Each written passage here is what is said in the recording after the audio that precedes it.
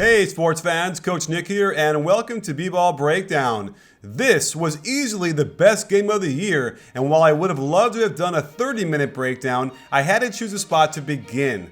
For most of the game, the Warriors were in a funk. The offense was completely out of rhythm, out of sync, and Draymond's tirade in the halftime locker room also showed their emotional equilibrium was unbalanced as well. OKC had a very comfortable 11-point lead heading into the final 5 minutes of the game, playing in front of their home crowd, so this was just a matter of simple execution of the basics, make some free throws, and claim victory. Of all the moments when this game took a turn, I feel that this is where it all started. Giving up a layup on a baseline out of bounds play is a huge no-no, and it starts with Adams playing against Golden State's small ball lineup of death. He's forced to guard Iguodala, and he's already way out of position. He should be at least a step towards the ball. Now, Waiters is true to his name by waiting until his man has basically made contact on the back screen before calling it out. Now they're forced to switch. Adams inexplicably freezes, staying on the wrong side of Klay for a beat, and because Durant wasn't paying attention at the outset, he's behind on closing out and pressuring Draymond, making this an even easier pass for a layup. Confusion reigns on offense as Ibaka brings it up. Waiters again plays the waiting game, and they do nothing to start their offense until there are 12 seconds left on the clock. I love the quick double by Draymond to force it out of KD's hands, and watch Curry perfectly bump down towards Adams, then close out on Westbrook. Serge has to shoot this open corner three. He's shooting a scorching 48% from the left corner, but instead, he gives the Warriors a huge gift by trying to be a dribble drive artist. Still down by 9, and with Russ going for the offensive board, it puts OK's defense in peril. Now, KD has to pick up Curry, and can someone explain why Ibaka is setting a screen for Durant here? Adams is out there for rim protection, but was worried about Iggy and is too late to stop the quick layup. I love the Russ KD pick and roll, especially when it forces Curry to switch onto Durant. But look at the personnel the Thunder have right now. With Robertson out there on the weak side, it allows Draymond to shadow at the block and Klay to cover Ibaka on the switch. I still would have liked Russ to have not picked up his dribble and waited to get it to KD, but they wasted 5 seconds to start this possession standing around, and now there's no time, and this is the shot they get. The horror. And of course, here comes Steph on a simple high pick and roll. Watch Russ's feet. He can't back up and drop the left foot like this. It gets him hung up just long enough to give Steph a sliver of daylight. I like the effort by Adams, and the Thunder are simply going to have to live with these shots, but this is getting legendary. The Thunder have now abandoned the speed that got them the lead, and they're playing not to lose. They walk it up, and while we see some pinch post action here, it's simply an isolation with Russ walking away and 3 guys standing around on the weak side. This allows Draymond to shadow at the block again, and they get a tough turnaround fadeaway. Now here's something extraordinarily bad by OKC. The Warriors jog down and set a drag screen, and nobody is guarding Draymond Green. I repeat, nobody had any idea who was guarding the second most dangerous player for the Warriors. Russ takes the foul to stop the layup. Now here's another thing that makes little sense. First, they set a screen for Russ going to his left, when they've already got Serge on the baseline and the non-shooter Robertson in the corner, allowing Steph to slide into the lane line. So there's no opportunity for Russ to attack.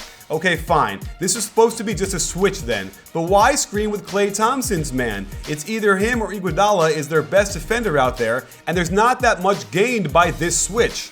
On the drive, 4 defenders can converge, so the design is to find Robertson in the corner for a 3. I know he had a couple, but he is not the guy you want shooting in crunch time. Now watch how Russ completely freezes on the catch. All this did was allow ample time for the defense to get set, particularly Klay Thompson. Horrible shot with no rhythm and no time, but Robertson saves the day temporarily with the offensive rebound, and they call timeout. On the called play, Robertson sets a solid screen to get KD the ball, but the angle and spacing from Russ is poor, allowing Klay to take away the attack on the catch to the middle, which was there if Klay couldn't come over. Iguodala does the one thing he shouldn't do, allow KD middle penetration, and they give up free throws.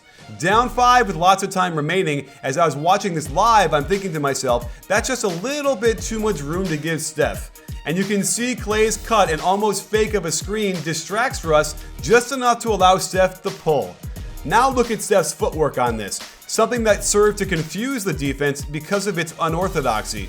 When you go to your right, just about every righty would shoot off a left-right 1-2, yet Steph did it with a right-left jump. This would catch any defender off guard and is more testament to Steph's greatness. This pin down for Durant catch on the elbow is a leftover from Scott Brooks' playbook, and they add a wrinkle by having Ibaka sprint over to screen, but then just kind of drift away to the corner. Klay is able to stunt and get back, but finally Russ attacks off the catch, aggressively caving in the defense to find Ibaka wide open when Draymond rotated over. It's the Warriors' chance to get very stagnant as the two-man game of Draymond and Steph waste time and the rest of their teammates stand around watching. Steph finally goes into attack mode, gets by Durant, but this is a very specific rule in the rulebook. You're not allowed to hop on one foot then land on the same foot, which is what Steph does by picking up the dribble with his right foot on the ground. He then gets both feet in the air, only to land with the right foot again. This, my friends, is a travel. Still nursing a solid 4-point lead, the Thunder are content to dribble the clock down before running that same pin down for KD again. Something is a little weird since Robertson spins around almost immediately as if he was expecting the lob. If this was a called play, I'd be surprised if it was called by a coach, since throwing a lob from the edge of the half-court circle in this situation would be prohibitively risky. Russ should have at least been at the 3-point line, and his pass is off target, forcing Durant to fade back to make a clean catch, and now he can't finish this as a dunk. When you do something this needlessly foolish on your offensive end, you are now allowing the Warriors to do what they do best: get out in transition and find the open three balls. A great time for Klay to hit the first three by a non-Curry shooter for the Dubs, and it ended up a perfect 2-for-1. OKC takes a timeout to stare at the broken shards of this game with their feet and check out the bad body language theater going on. Out of the timeout, I would think they'd want to take time off the clock, yet KD attacks right on the catch, whipping the pass to the one man open because the Warriors want him open. Having now played hot potato with the ball, the shot clock is under 10 and Iguodala makes the slightest mistake here. Going for the steal for a split second got him just enough out of position that it forces Draymond to help him recover off his man. And on the dribble drive, Iguodala gets caught ball watching for half a second, and this gets KD enough daylight, especially when Iggy doesn't jump to contest along the right side of his body. But give full credit to Kevin Durant for this clutch three-pointer to put them up by 4. This unquestionably should have been the dagger. With 14.5 seconds left, up 4, the one thing you don't want to do is give up a hyper-quick score. Make them take 5 or 6 seconds off. Well, the genius to this out-of-bounds play is that it's predicated on the known switching of the Thunder. They get Robertson to switch on Barnes, and he gets locked up with them. On Barnes' screen, he's supposed to switch again. He gets hung up for a beat, is behind in the play, then jumps out at Klay as if he was shooting even though Klay never even looked up, much less faked a shot. With Serge inexplicably guarding the inbounder, they were left hoping Durant could challenge, but he doesn't move and now it's a 2-point game. Okay, let's take a breath here. Up by 1 with 11.8 seconds left in a timeout, no need to panic. Well, that's what the Warriors thought as they did something with an astronomically high basketball IQ.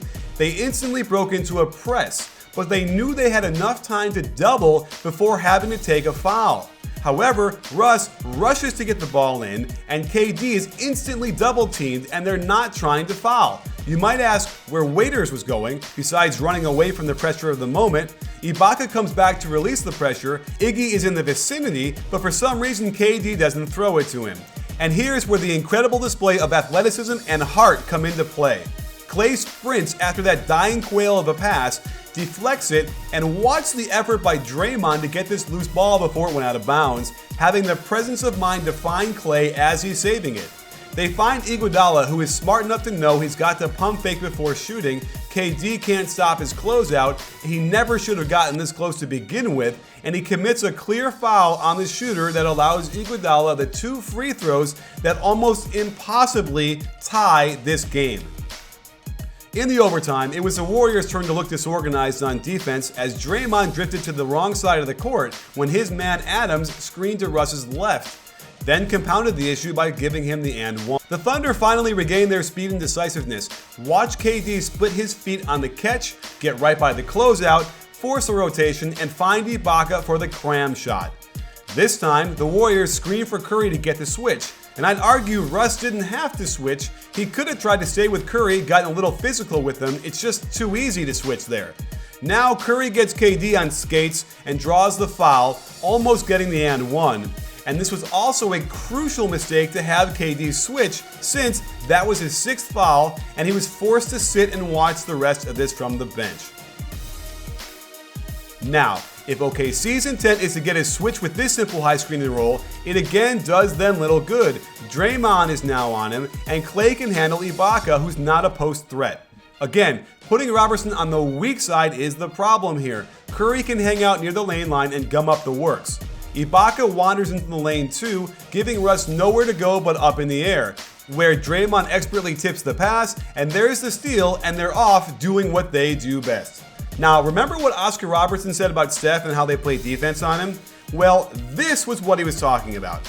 Russ is back on defense, and watch how he turns his head and loses sight of everything. The ball, his man. By the time he even begins to figure out what he was doing, Steph has already caught the ball and is cutting the lead to 1. The pass wasn't even that accurate, but it simply doesn't matter because we are watching greatness unfold here with every clutch, long-distance shot he makes. Out of a timeout, they call a double cross screen for Russ. But here's the problem with the whole conception of the play.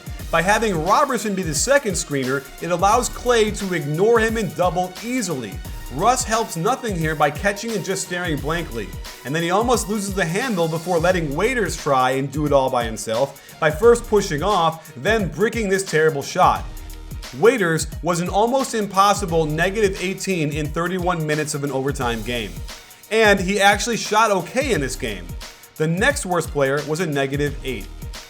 Clinging to a 1-point lead, a simple spread pick and roll gets Russ going downhill. Good alignment since Barnes will stay in the vicinity of Singler, and Ibaka finds the roll to the rim. While I'm all for having more shooting in there, it leaves Singler having to guard Draymond in a high pick and roll.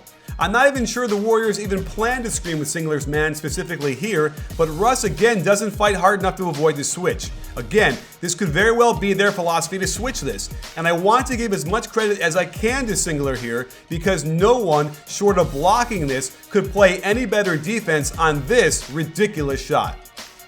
Another high pick and roll, and the Warriors are so good on defense, they can afford to switch these without losing too much. Although with Steph on a bad ankle, this wasn't ideal, and they get what they want, a Robertson cut and miss on a wild shot at the rim contested by Draymond, but all the credit in the world goes to Robertson for sticking with it and getting the bucket. So, OKC wants Curry on Russ, so they screen for him going to the left. Again, there is a flaw to this alignment. By keeping Ibaka on the left side as well, it clogs the floor for a rush drive, and this goes about as well as the Warriors could hope. Curry keeps him just outside the lane, the spacing is so tight that it allows Draymond to help and recover on a great contest, and it takes a crazy roll on a jump hook to get this to fall. It's Singler's turn again to be part of the pick and roll, and another benefit of these switches is that Russ has to now box out Draymond Green. Once they get the rebound, it's spot up city, and Klay gets a look to cut it to 1. Bringing Robertson up to screen just allows them to double Russ, especially when it's a step inside the half-court line, something Russ tends to gravitate towards way too often. Nice move to get going to the basket, and free throws. This time with Singler on Barnes, it's obvious to me they wanted to pick on him big time. Again, there's the intentional switch. Can you hear me shaking my head? And Curry takes him right to the rack, gets hit in the head/face area, and an automatic 2 points. Again, with the Robertson ball screen, it allows the Warriors to simply load up on Russ. It looked like they had it under control, but Russ can be unstoppable on his own, and a great cut by Robertson, another very good contest, and another tough finish. And this, sports fans, was the play of the game, the one that really turned this in the Warriors' favor. Out of a timeout, they know OKC isn't going to try and stay with their men, so a cross screen gets Ibaka on Klay. Now, when they run the fake handoff to Steph and Barnes back screens on the weak side, Ibaka gets screened, Singler is completely unaware of what is happening, and they get a 2-for-1 layup. And to make it even worse, Russ flies in there and bumps hips in the air for the and one. After a timeout, there's a 5-second difference in shot clock and game clock, not enough time for a 2-for-1, so they opt to walk it up.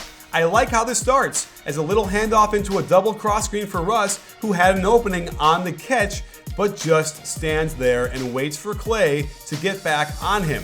His footwork is off on this move. He slides the pivot foot before dribbling the ball, then takes 2 steps, but doesn't actually get anywhere before inexplicably picking up his dribble. Now he's stuck, the clock is ticking, and he's left with a tough floater off the glass. And the rest, as they say, will go down in history as the ankle game, as Steph Curry puts the Y in YOLO as he pulls from 38 feet and ends the game. You have to wonder what Ibaka's job was supposed to be on this final play, and while Russ does get a look at the 3, it falls short, and the Warriors are left to ponder their existence among the all-time greats this game has ever seen.